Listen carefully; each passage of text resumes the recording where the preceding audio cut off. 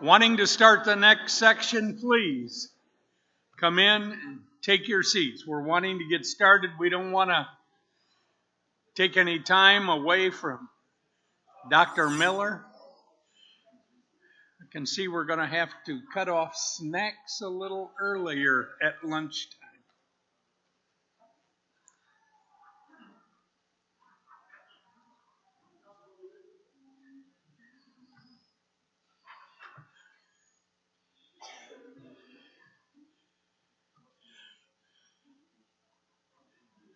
We're a couple minutes getting started with the next section from Dr. Miller. It is on the Deluge, on the flood, and I personally am looking forward to it. I know you are also. We are, again, just so pleased to have Dr. Miller with us. So I am going to turn it over to Dr. Miller so we don't lose any more time than we need.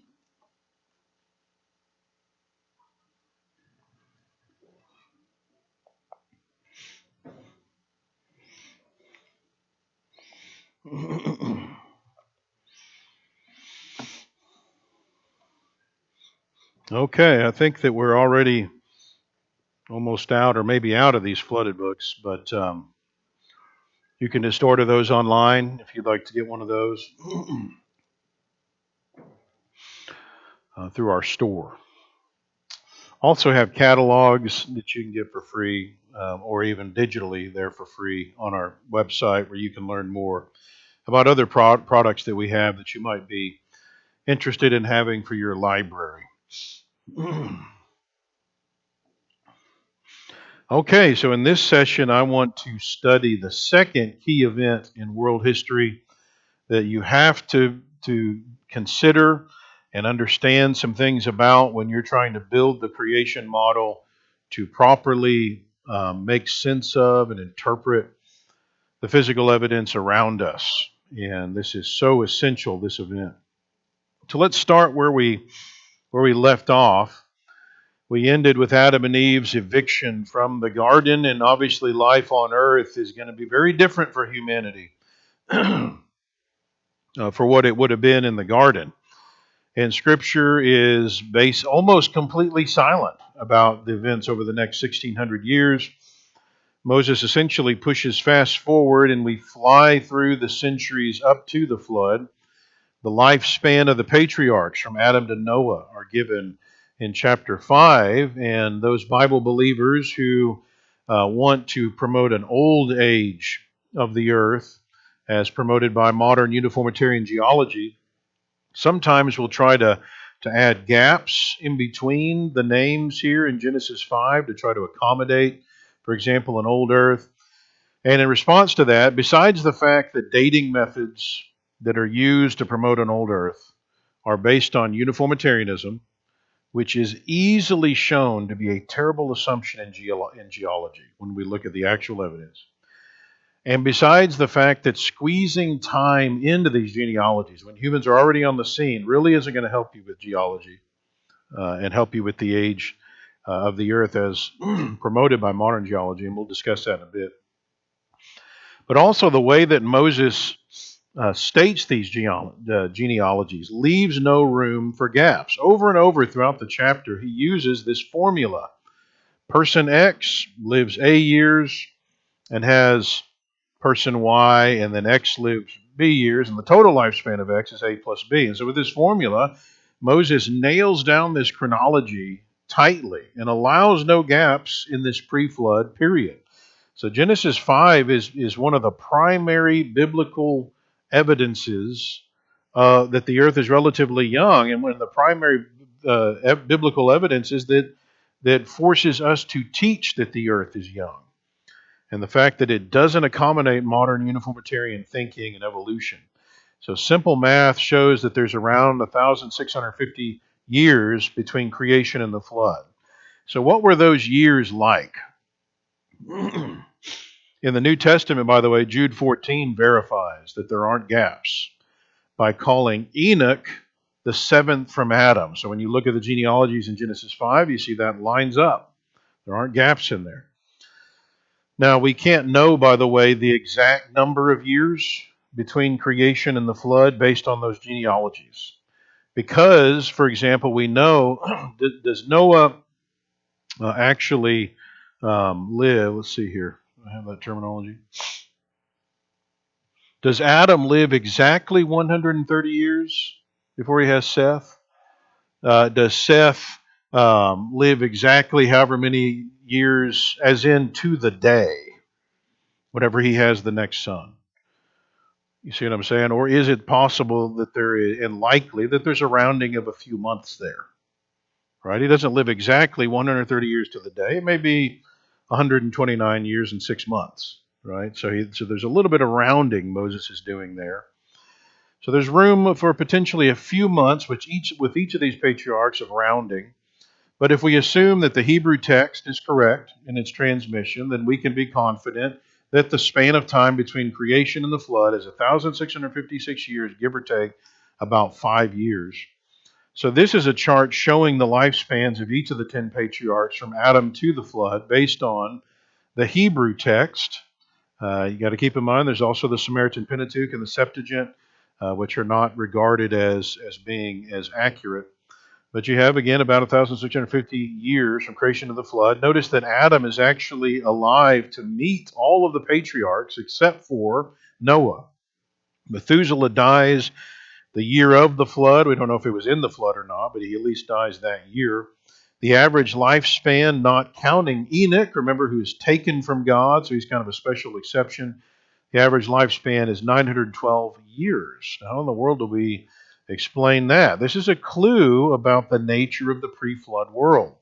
This is a world which Peter described as having perished. The world was different. That world is gone.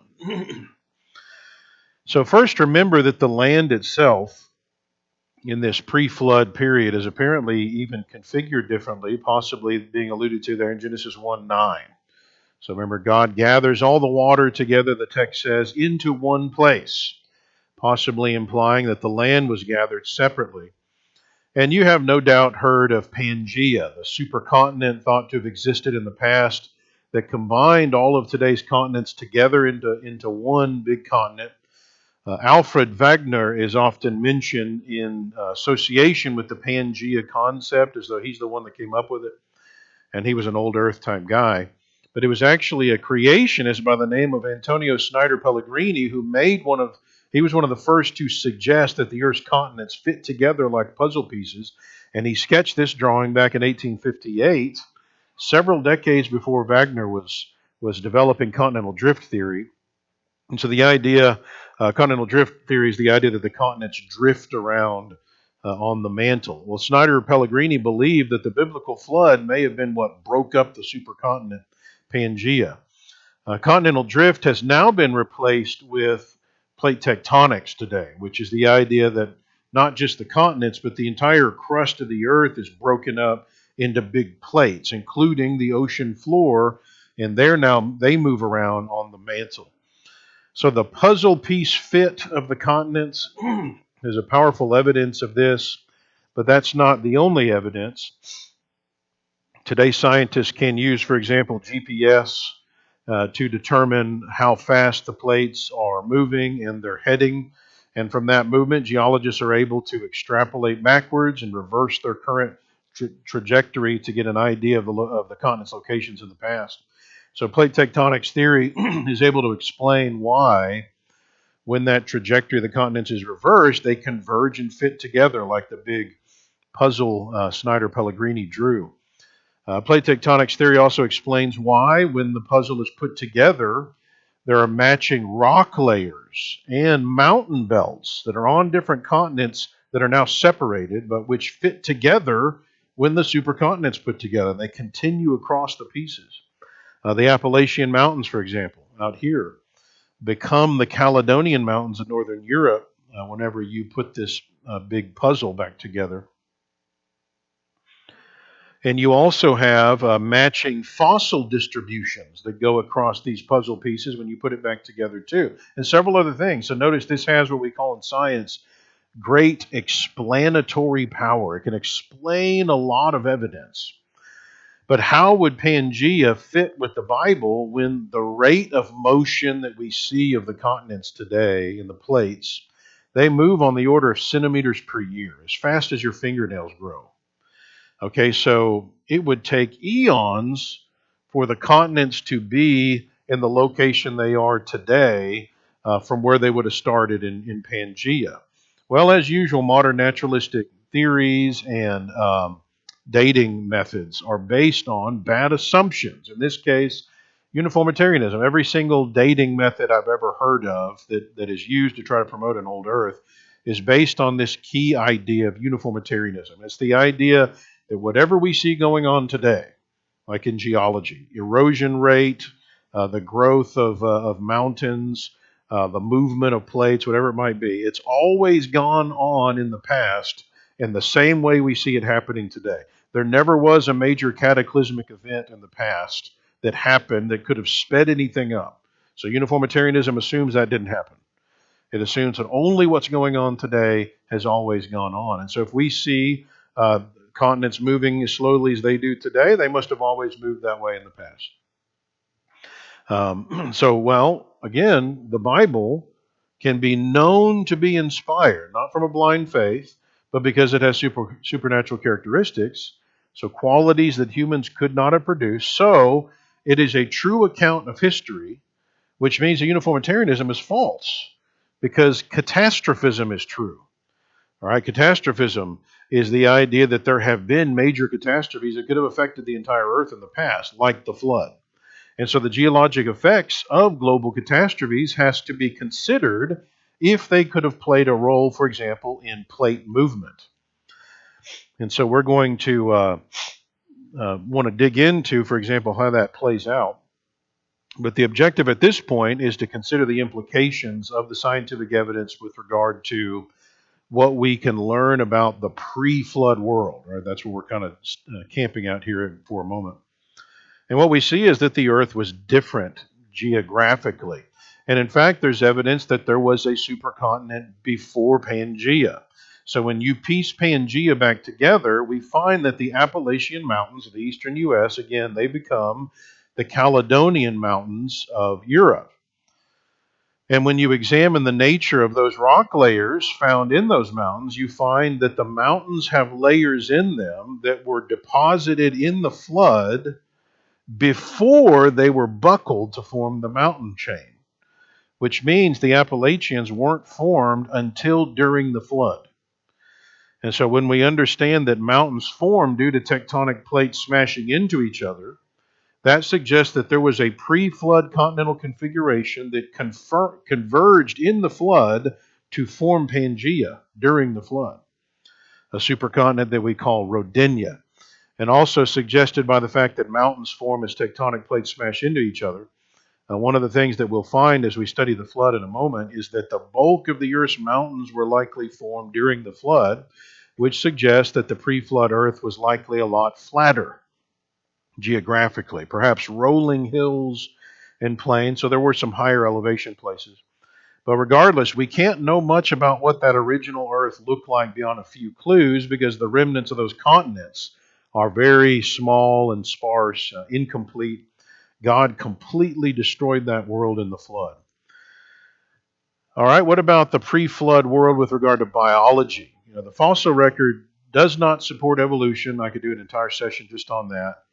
It supports creation in the flood. It fits our scientific predictions and it falsifies evolutionary predictions. I would argue the fossil record, that evolutionists a lot of times try to argue that it's like the strongest argument for evolution. I'm like, no, once you dig into the details of this, it's like the strongest argument against evolution and for creation. It fits our model very well. And the fossil record tells us a lot about the pre-flood world biology-wise. How does it do that?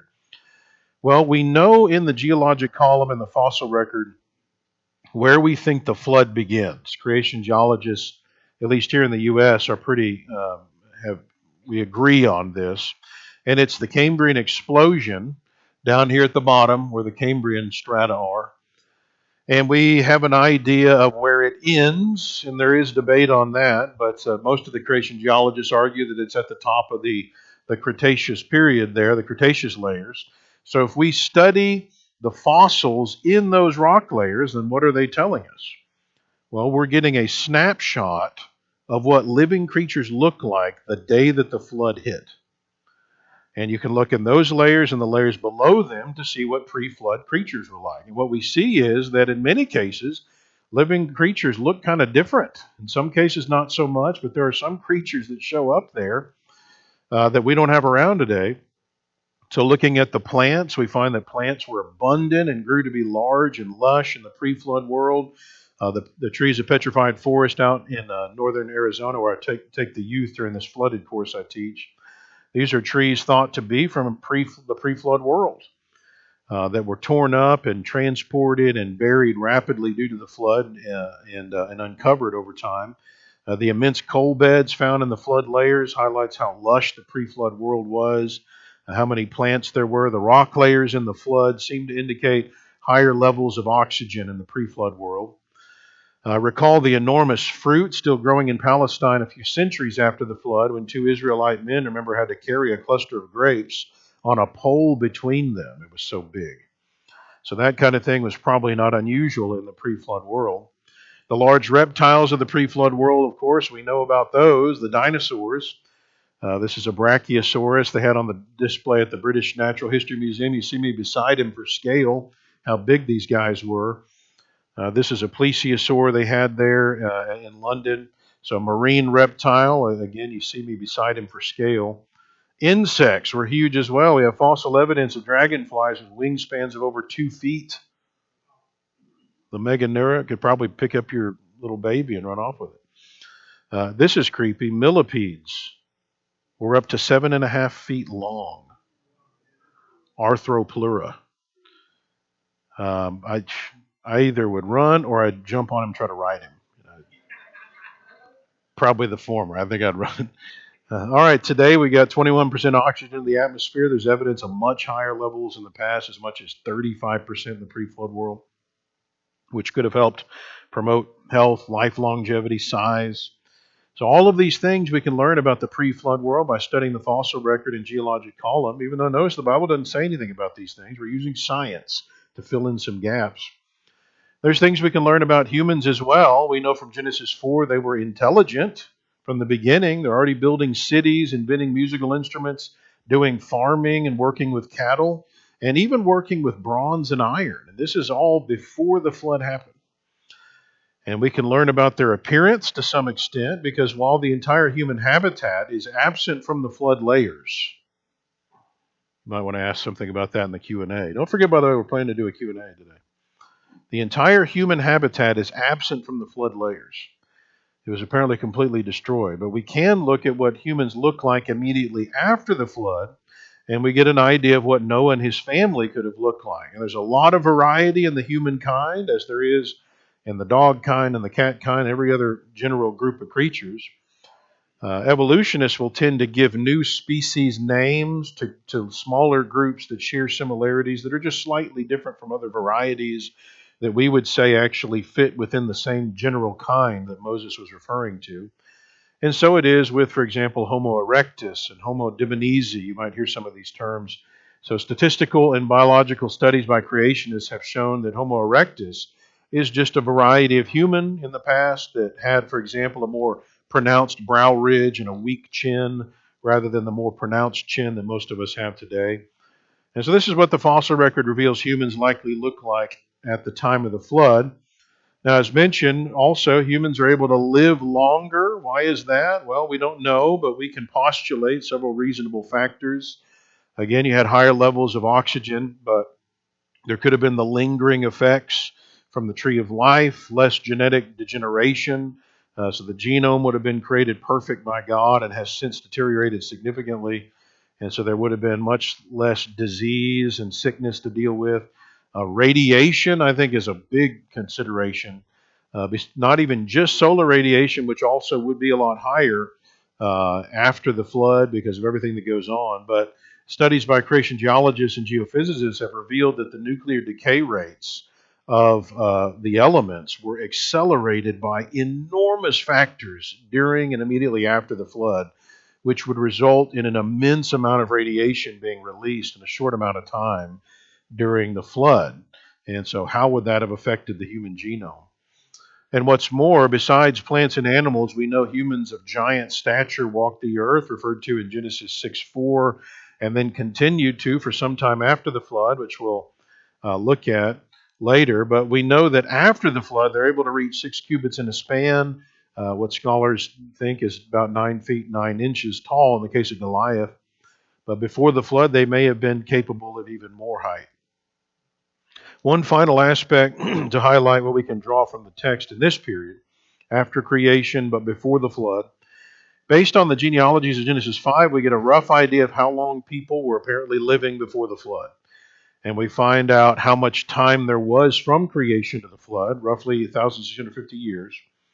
And so with that information, we can get using population statistics, we can get a rough estimate of how many people might have been on the earth by the time of the flood based on certain reasonable assumptions, but assumptions.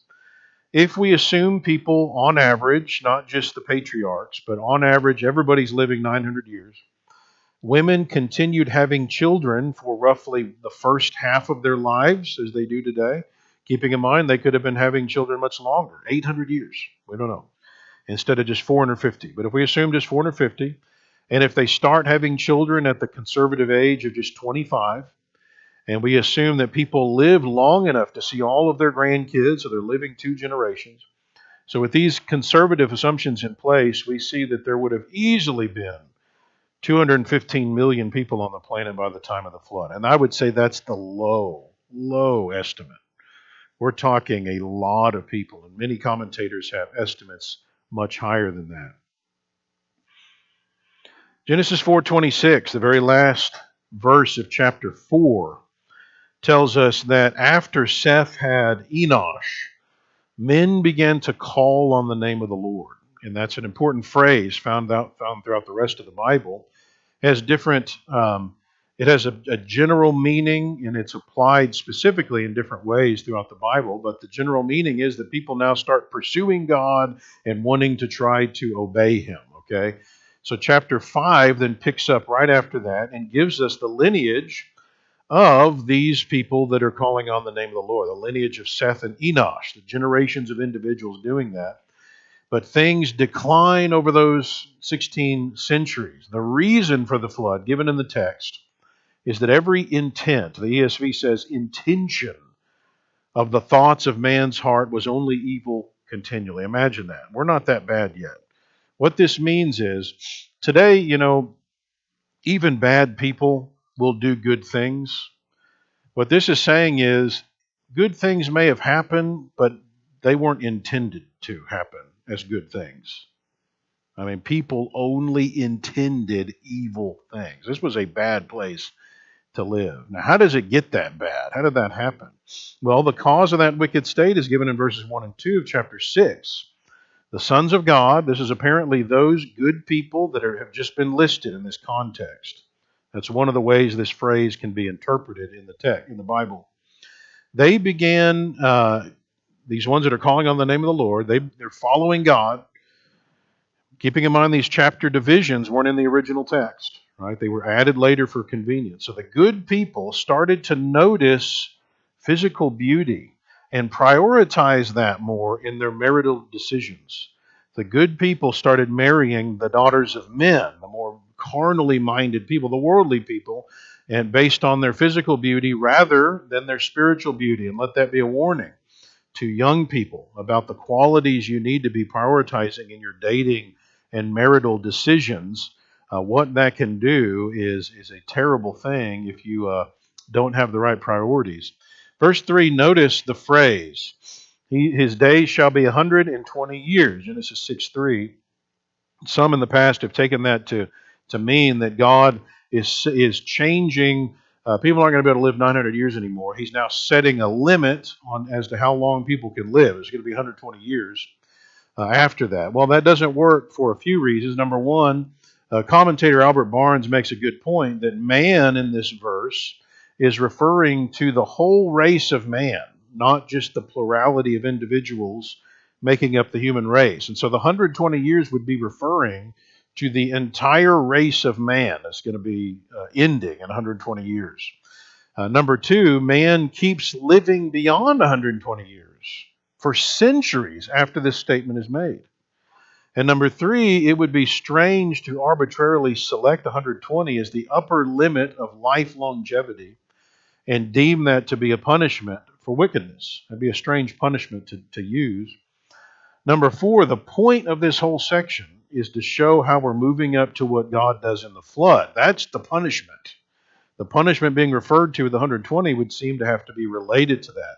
So contextually, it seems to be saying, man is wicked. Every intention in his heart is only evil continually, and I'm just not going to put up with it. My spirit is not going to strive with man forever. I'm not going to deal with this forever. I'm going to reach a breaking point. In fact, you've got 120 years to repent. And so Noah, get to work.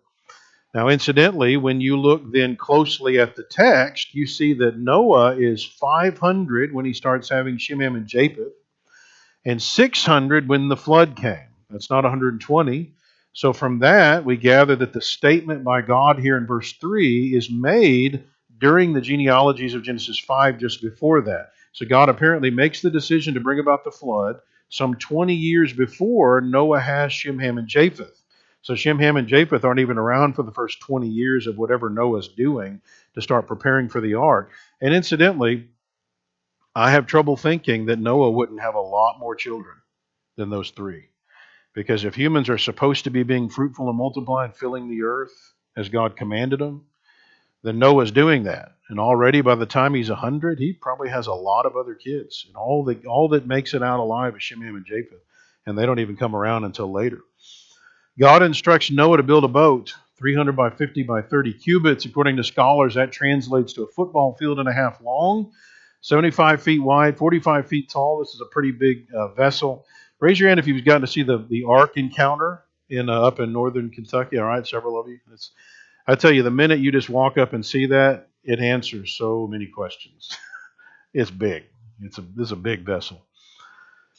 So Noah is told to make this vessel out of this unknown wood called gopher wood. He's to make 3 levels on it, have rooms in it for the animals, cover it with pitch so that it doesn't leak, put a door in the side of it. He's to install an opening. This isn't really the idea of a window so much that we kind of teach in our kids' classes. This is, according to the underlying Hebrew, an opening for light and ventilation possibly that apparently went around the top of the vessel and was a cubit in height. And according to Genesis 8:13, a covering or awning of some sort is put over the opening as well, which was then left until after the torrential rain part.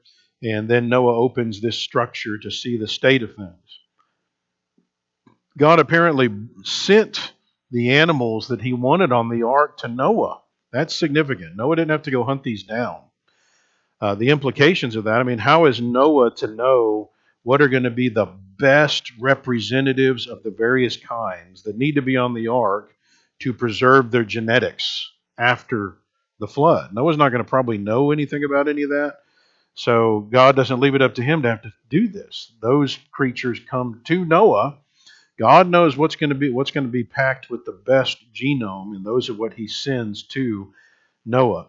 Male and female representatives of the unclean kinds of animals, and according to chapter 7, 7 representatives of the clean kinds of animals. This could be 7 pairs rather than 7 individuals. And again, these are representatives of kinds, not species. So animals from the earth, including birds and creeping things, which would include probably various reptiles and so forth, based on what the Bible, how it defines that term. Noah also brings food for his family and the animals, and after loading up, God himself shuts the door, which is going to ensure a perfect seal, and then the fireworks begin. And that, of course, brings us right up to this most catastrophic, violent event in world history. But remember, the works of the Lord are great, studied by all who have pleasure in them. All right? The things that God has done are awe-inspiring. They are awesome, right? They're worthy of our study and thought because they tell us things about him. And that's important. And the flood was, again, the greatest work he ever did, at least in destroying something. And the Bible tells us only a few details about this event. We know that it occurred 4,000 to 6,000 years ago. It was global in its extent. It covered everything. The fountains of the deep are broken up, and water comes from above. The mountains rise, the valleys sink. It lasted essentially a year. That's about it. That's what you got. And it's not a lot to work with. So we look up from the pages of Scripture and now begin looking at the physical evidence, and we begin weighing what else happened. How do we make sense of everything out there, and how do we harmonize what we see out there with what the Bible said happened in this event? And can we defend what the Bible teaches happened in the flood? Does the evidence from geology fit with Scripture? Well, some Bible believers have argued that the flood just couldn't have really been global because there's just not enough water on the earth, they say. When you look at the earth today and say, hey, if the flood happened, where'd the water go? Is it in the sky? No, not enough water there. If all the water in the atmosphere is emptied onto the earth, we estimate it would only raise sea level about an inch. Is it frozen in the ice caps? No, that's only if you melt all the ice caps, that only raises sea level about 230 feet. Is it in the crust? Well, there's a lot in the crust. There's 6 quintillion gallons of water, we think, in the crust today. You pump all that back onto the surface of the water, it raises the sea level 600 feet. But notice, this is insignificant. We're not even up to 1,000 feet. And when you consider that the height of some of the mountains is 25,000 feet above sea level, you see the problem. And so many of those who consider numbers like these and still want to believe in the Bible, they disregard a worldwide flood and try to reinterpret the text and say this had to be a local flood, and it just kind of it's depicting it from say Noah's perspective, what it looked like to him. But what we're going to find is that can't be sustained in light of Scripture or science. Science demands this was global. The evidence points to a global catastrophe. All right, so let's start our study of this event with a video that partially represents, I think, what creation scientists believe happened during the first few hours of the flood.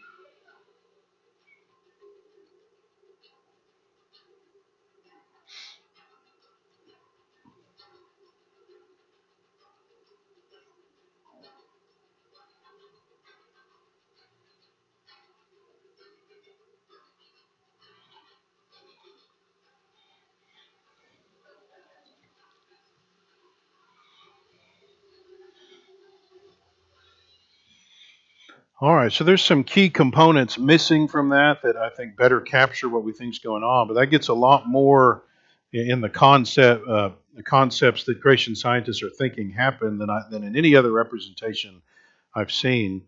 So creation scientists today, we theorize that much of the water from the flood came from the oceans and from below the earth rather than the clouds above, which was kind of what was more thought of in the past. Keep in mind, it's also incorrect to view this as just involving water. The flood is a major geologic event. The earth is totally restructured, the surface of the earth. The phrase, the fountains of the great deep are broken up, that's significant. The great deep refers to the depths of the ocean. So we're talking about the breakup of the ocean floor. Proverbs 3:20 mentions this as well, stating that the depths were broken up. So the flood is a major geologic event. And notice that the text says all the fountains of the great deep are broken up. There's more than just one, and they all are breaking up to begin this event. This suggests the breakup of the ocean floor. Now, the order of events mentioned is noteworthy as well. The fountains of the great deep are broken up. That's mentioned first. And then the rain is mentioned, possibly as a consequence of the first. So what initiates this chain of events? We don't know. Did God just miraculously snap his fingers and initiate the eruption of the fountains of the great deep? Did he use some kind of physical entity like massive meteorites that hit the earth? And so this is where science can come in and maybe give us some clues. There's a substantial amount of physical evidence that suggests a lot of meteorites struck during what we believe to be the flood layers. These craters are found in those flood layers I showed you. So secular geologists tell us that there are roughly 200 accepted meteorite craters on the earth that have been verified as being, we feel confident these are from meteorites. So if you look at the strata they're in, the dates that they think that they struck, and convert that to the biblical time frame, we find that 57% of the confirmed meteorite impacts throughout Earth history struck during the single year of the flood. Another 23% of the confirmed meteorite impacts date to the period immediately following the flood, from the flood up through about the Ice Age and up to Abraham. 80% of all known meteorite impacts occurred during the flood and during the following few centuries as the flood is calming down. Again, the windows of heaven are open, and a lot of things are going on here than what happens today. If you try to use uniformitarianism to make sense of what's happened in the past, it's not going to give you accurate depictions of history. Well, whatever starts the flood, we don't know, but Christian geologists have tried to piece together what may have occurred after that based on what we understand about geology today. And geologists and geophysicists have determined that the interior of the earth is comprised of a solid inner core, a liquid outer core, mantle that is predominantly solid rock with the upper part having some plasticity. And then you have the crust upon which we live. Now, looking at the surface, geologists have discovered that the surface of the earth is broken into plates that move around today on the order of centimeters per year. So the earth is like a big cracked egg, and the earth is unique in that as the only known planet to have plates. Isn't that interesting? So Christian geologists believe that the cracking of the egg may have occurred at the initiation of the flood. And interestingly, there's a lot of recent secular geology articles that were there suggesting that plate tectonics may have begun from meteorite activity. Now, the model that describes the motion of these plates and the effects of that motion is called plate tectonics. Now, how do we know that plate tectonics theory is true? Well, there's several ways, and I go into this in the book. You can use GPS and detect the movement of Earth's crust. Geologists have used dating methods to get the age of the ocean floor, and they have found that the ocean floor gets older the further away you are from the mid-ocean ridges, for example. And their ages are wrong on how old these rocks are, but there is, I don't want to get too much into this, but at least you can usually use these techniques to determine what's older than something else, even though you can't use them to determine how much older. And so what they're finding is these rocks that are closer to the ridges are younger than the ones that are further out, which suggests new ocean floor is being made at the ridges that then move out in both directions away from that. Then there's magnetic striping. So whenever let's say you take what are those things called that you use to detect metal? A metal detector. Okay, let's say you get down on the ocean floor. I wouldn't recommend this, but you get down on the ocean floor and you start walking towards one of the mid-ocean ridges. The polarity of the Earth, north and south, keeps flipping as you move towards these ridges. Like you'll go for a while and it's got north where it should be, and all of a sudden you pass one of these stripes and it flips. All of a sudden north is in the south. Now that, by the way, that already is telling you something crazy is going on in the flood, because these are all flood rock layers. I mean, this is not just water. Okay, so there's only a couple possibilities for how this is happening in the flood, and neither of them are good for us. It's bad. And this is something creation geophysicists are studying. But what we're looking at right now is we find that these stripes mirror each other as you move away from these ridges, again suggesting you got new material coming up and it's moving apart. So this all goes into the idea that there are tectonic plates. You've got new crust forming, and then some of it sinks into the earth on the other side of these plates. So new magma comes up, forms new ocean floor, and then the tectonic plates move out on the other side. They start going down into the mantle. Now, perhaps the most obvious way to see the extent of these plates is to mark the locations of earthquakes and volcanoes on the planet. And you notice the interesting pattern here. They make a pattern that you can map out. So why do earthquakes and volcanoes line up that way? Well, most geologic activity on the earth is thought to occur along the margins of these big plates, these big chunks of the crust, okay, that we call plates. And as they move, they rub against each other. And that's what's causing all of the geologic activity, earthquakes, volcanoes, and mountains building. And as these plates move relative to each other, we find different things happening. Some transform where they slide past each other, like the San Andreas Fault out west. Some diverge, okay, so they move apart, and then new material from the mantle comes up into the gap there and forms new crust. Okay, so like at the mid-ocean ridges below the ocean. Some converge where they smash into each other. So if you've got two continental plates converging, then it'll form mountains. If you have a continental plate converging with an ocean plate, the ocean plate subducts, and the ocean plate goes down under the continental plate, dives into the mantle, and that forms a ring of volcanoes as that happens. So mountain building is extremely slow today because the plates are moving so slow. So it would take eons at today's rates to form these mountains. So if mountain forming is happening at slow rates today, then how can creationists explain the evidence? How can this be harmonized with Scripture? Well, earlier we looked at the idea of Pangea, saw several evidences for that, the puzzle-like fit of the continents when you put them together, and the matching rock layers and mountain belts and fossil distributions. Now the problem with all of this, again, is assuming uniformitarianism. Whatever you see going on today, the rates you see of movement, it's always been that way in the past.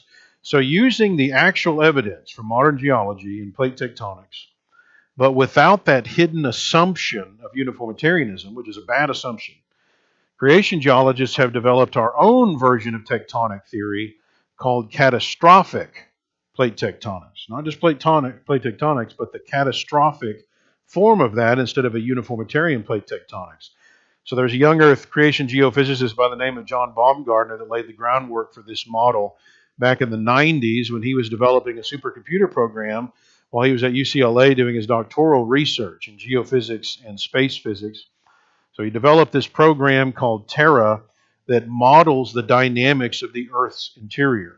So based on the predictions of that program, other creation scientists joined him in developing catastrophic plate tectonics that helps to, I think, provide a big piece of the puzzle about what's going on during the flood. And there's lots of technical literature on this, but significantly paraphrasing this and bringing it down out of the technical realm. Before the flood, the plates don't exist. The continents are not separated. The onset of the flood, the fountains of the great deep are broken up, Genesis 7:11. So the plates break apart, so they're going to start moving. And that includes, by the way, these fountains could be more than just merely water. This could be fountains of material from below the earth, including acid, which plays a role in other things, like in cave formation, as well as lava. So according to catastrophic plate tectonics, something breaks the crust apart. It causes, for example, the cold, dense ocean floor to break apart away from the continental plates. And when, according to computer simulations, when you do that, the continental plates and the oceanic plates, when they break apart, there would have been subduction, but a phenomenon called thermal runaway subduction of the sea floor. So instead of the creeping rate that we see the plates moving into the mantle today, as fast as your fingernails grow, initially when these plates are broken apart, the sea floor is diving down into the mantle on the order of meters per second. All right, now in 1994, when this was being developed, creation scientists predicted, again, this is evident, creationists can do science, we can make predictions and go verify things, even though Bill Nye, the pseudoscience guy, doesn't think that we can do that. He doesn't know what he's talking about. If this is true, though, creationists made prediction. We would say the mantle was essentially completely overturned like a conveyor belt.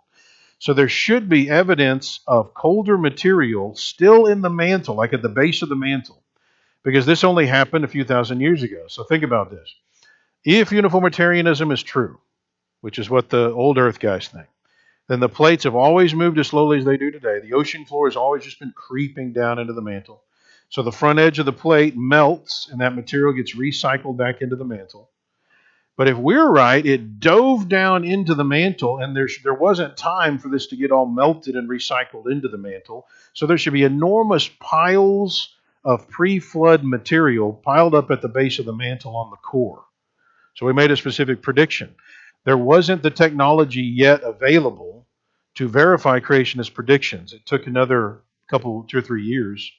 And sure enough, seismic images of the mantle's density structure verified creationist predictions and showed evidence of enormous piles of cooler materials in the mantle, proving that the plates were moving way faster at some point in the past, not uniformly. And it's under these subduction zones, apparently remnants of the pre-flood ocean floor that piled up in the mantle. So this rapid movement, now you got to think about, what is that going to do? What are going to be the implications of that scientifically? So they're moving on the order of meters per second, as fast as you can run across this room. They're flying down into the mantle. So the supercontinent breaks up. It starts moving rapidly. That causes the rapid formation of mountain ranges, because now the plates are moving fast. So as they're smashing into each other, it's going to form mountains at much faster rates than they do today. Materials piling up as these plates are slamming into each other. So you picture this conveyor belt motion. The cold ocean floor is diving into the mantle. New material has to come up in the divergent zones to make new ocean floor.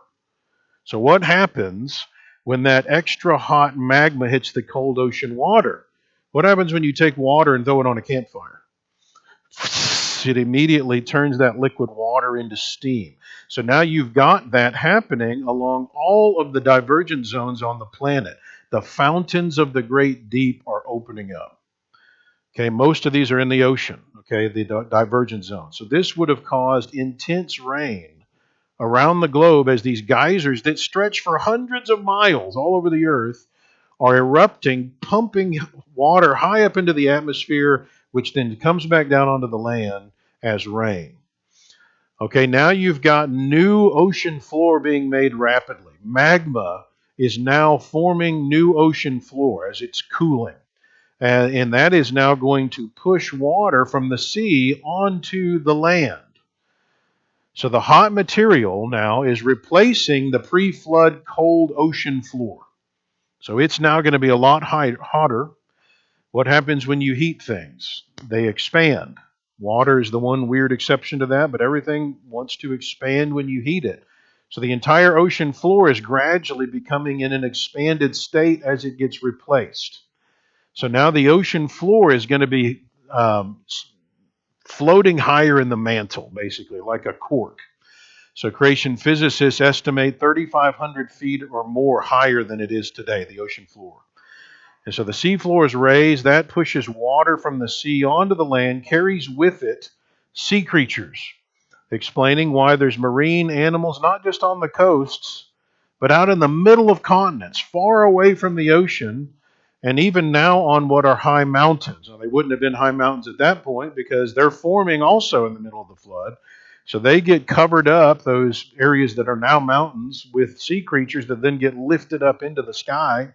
So water is coming in from the ocean as the sea level is rising. In addition to water coming down from these immense geysers, what happens whenever you have earthquakes in the ocean? it causes tsunamis. And we're talking, there's no tsunami today that can compare, because this is happening along all the divergence zones on the whole planet. So the entire, not just the coast, but the entire continents are getting obliterated by the power of mega tsunamis.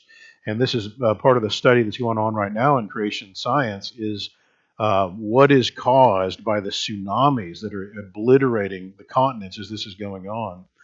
So most of the water from the flood is coming from the ocean, from all of this going on. Now, don't forget, while all that's going on, you got meteorite impacts going on. I found a good simulation of what secular geologists believe about the land configurations and how they moved in the past, which may be accurate. The problem, again, is just their time, how long they say it takes to. All of this is happening quickly. So I took their simulation, stripped it of the time aspect, just kept the actual movement of what basically would be going on in the flood. And now this is especially keeping in mind that as this is going on, most of this is going to be happening underwater. Okay, this movement. Like when Pangea forms, it never actually sees the light of day. It's all underwater while it's going on. And so then I took all the known meteorite impacts from the flood and just figured out where they struck the earth and when, and added them to the simulation showing approximately when and where these meteorites would have struck during the flood. And you keep in mind, this is only the craters that have been discovered so far. And also, obviously, any meteorites that struck the ocean, they don't leave craters as readily, so you got to add in more impacts because we don't even know where all they hit. So to get a better idea of an estimate, you have to add quite a few more meteorite impacts. If we've got over 100 meteorite craters that have been found that correlate to the flood, but 70% of the earth is in the ocean. And so if we take what we know about the land, extrapolate it to the ocean area, you need to add another 230 more meteorite impacts during the flood.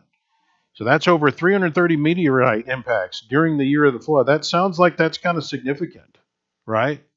And again, the Bible doesn't say anything about this. This is from science, from just assessing what probably happened in this event. And don't forget, this tells us things about who God is. We'll look at that a little closer.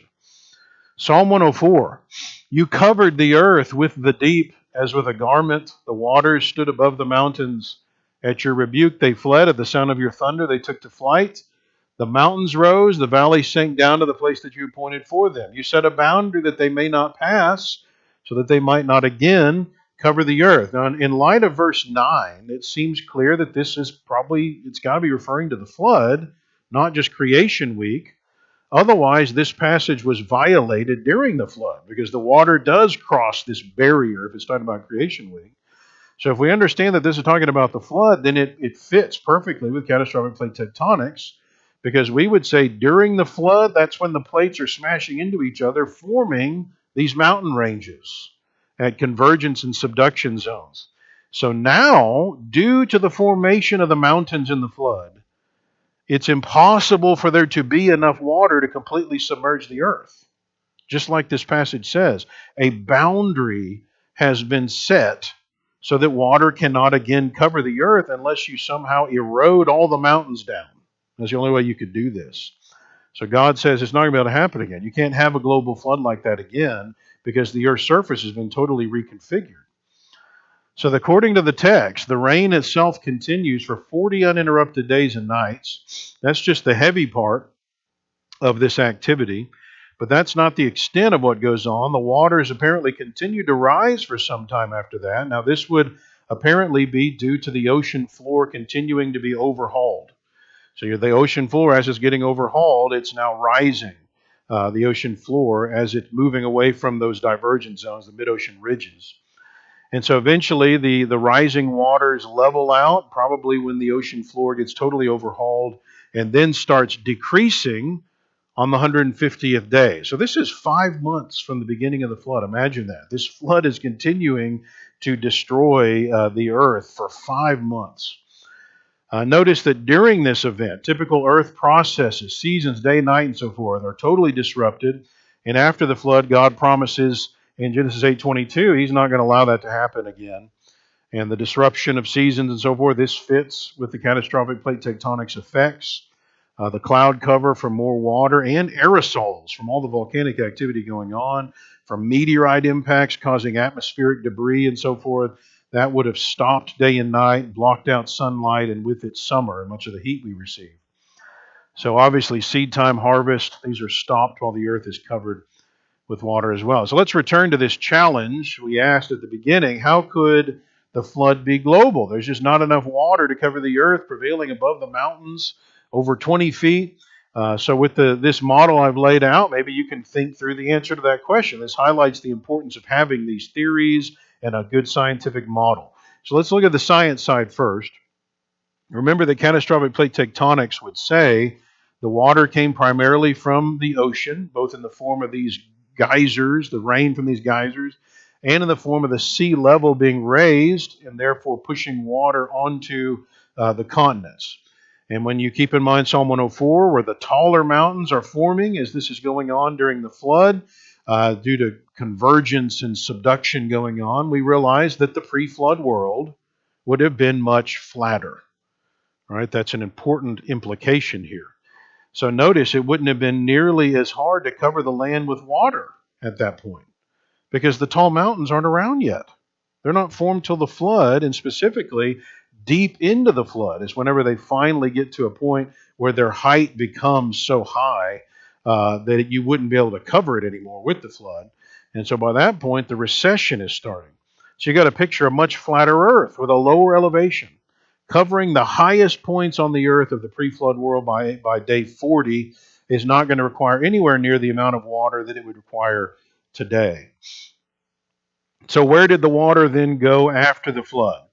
Lots of things to think about here. Of course, the actual pre-flood, the ocean floor, as the ocean floor is raising during the flood, and then all that intense geyser activity is going on from the fountains of the deep, that activity is dumping loads of sediment from the ocean onto the continents. That's going to raise the level of the continents relative to pre-flood times already. But plus, now you've got mountains forming at all these convergence and subduction plate boundaries, raising the land in those areas even more. So notice, without the water going anywhere, the continents are now higher in elevation, making them stick up out of the water further than in pre-flood times. But more importantly, is a direct implication of catastrophic plate tectonics. So as the ocean floor is diving into the mantle, new material is coming up at the divergent zones and replacing that, making new crust. That material is hotter, which means it's less dense, so it's in an expanded state. It's sitting higher in the mantle. It raises the ocean floor 3,500 feet or more. Then when that process stops, that conveyor belt, what's going to happen? The ocean floor is going to start cooling. Okay, which means it starts becoming more dense. It now rides lower in the mantle, and then all of the water is able to go right back to the ocean from where it came.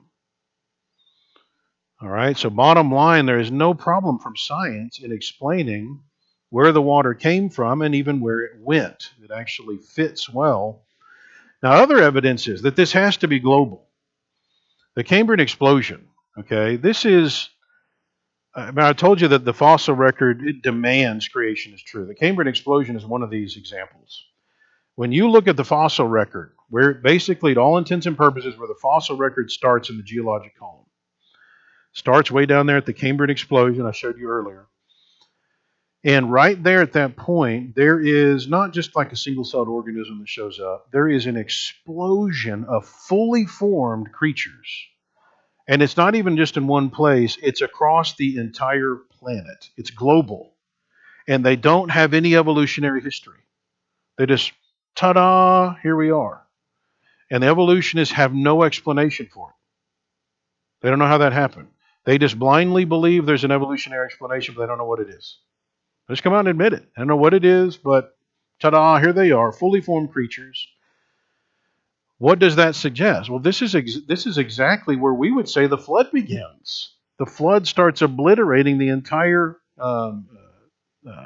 world at that point. So all the creatures that are in existence start being obliterated there.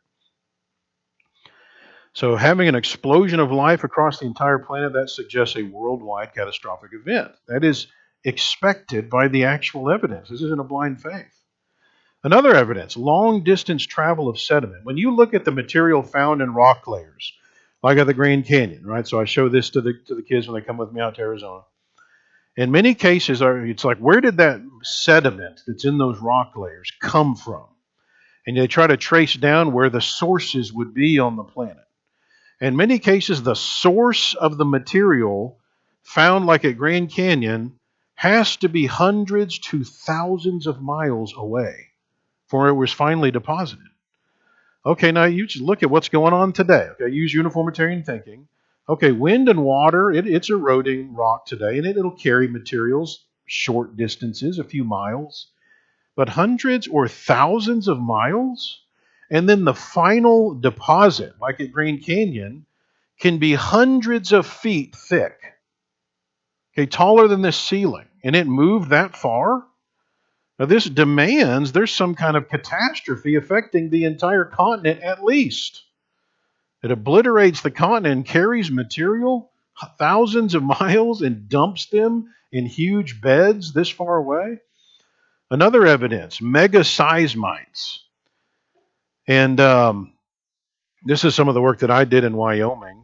And these are, I might talk about this later, I can't remember. But basically, these are evidence of earthquakes that are so huge that there is no modern reference point to understand the force, the power required to create these. It suggests mountains forming rapidly. That's how you would have earthquakes that big. So that's what we were studying out in Wyoming. These are earthquakes so big it's affecting the entire continent at least. These aren't just some kind of localized thing. These are huge. Other evidences, starting at the Cambrian explosion, the base of the fossil record, the point where we think the flood starts. When you look at the nature of the rock, the layers there, you find, for example, sandstone beds that go across the whole planet. Now this is laid down by some kind of worldwide event that is able to deposit sand in that way. You follow these layers, like at Grand Canyon, across the U.S. You jump over the ocean, and the same layers continue on into Europe. These aren't just localized beds of sediment like we see today forming higher in the rock layers. Instead, these are worldwide beds of sediment that are deposited by some kind of worldwide event. I wonder what could have done that. And then, beginning at this Cambrian explosion, you find similar worldwide beds all the way up to the point where the flood, we think, ends, just above the Mesozoic layers. And also, that is, those layers are made of sedimentary rock. That's the dominant rock type throughout these worldwide layers. And sedimentary rock, we understand, is generally formed from water activity. This is exactly what we'd expect if these are formed during the flood. Again, this doesn't happen today. You don't find worldwide beds of sedimentary rock forming. You need a worldwide water event to do this. All right, so science demands, this has got to be global. Now, whenever you move from science and look at the Bible, you find the Bible doesn't leave any room for a local flood interpretation. Notice very quickly, if this was local, why in the world do you take 100 years and build an ark? Why not just leave the area? You got plenty of time. And why bring animals from all over the place if this is local? I mean, this is God actually sending the animals to him anyway. Why doesn't God just send them out of the area? And how would the ark even be able to stay afloat for several months if this is just a local flood? This is a huge vessel.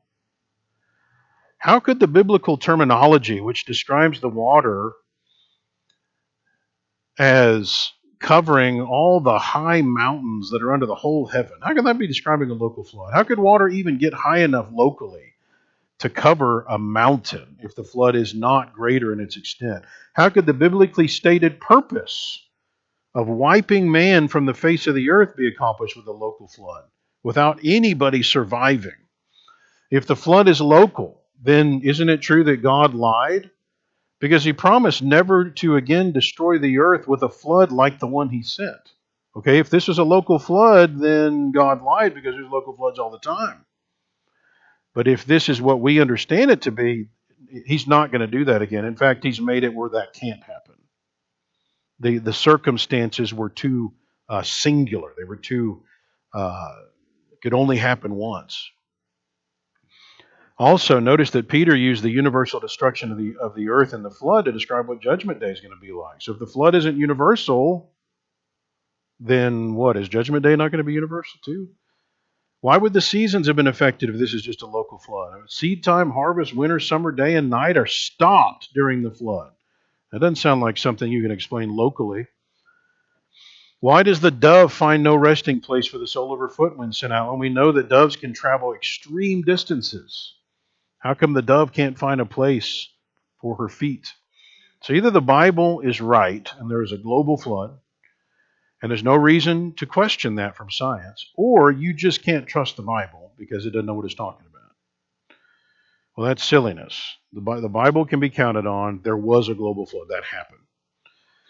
So this is maybe a better portrait of what we're talking about in the flood. Usually I think that our pictures of the flood look a little bit more like a pleasure cruise on it, for a family or something. The animals are having a good time sticking their head out the window. The big difference here was probably the water is a lot more red. Okay, now don't forget, this tells us about who God is. And we'll look more at that in another session. Maybe a different portrait than we think of, but a very important one to get our mind around if we want to understand who God is. All right, so in our next session, we're going to look at the effects of the flood. We're going to look at what happens due to the model I've just laid out here. And creationists have done a lot of study on that as well. And we'll start looking at the Ice Age and the Babel dispersion. All right, thank you for your attention, and I'll hand it over to someone else.